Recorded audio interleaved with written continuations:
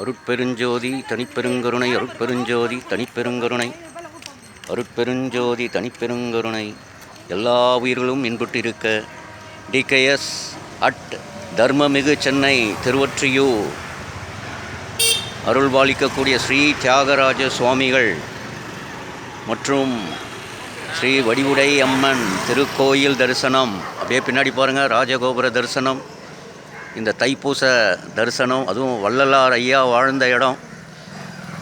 நாளைய தினம் நீங்கள் வடலூர் கூட வர முடியல அப்படின்றவங்க ஏக்கப்படாதீங்க.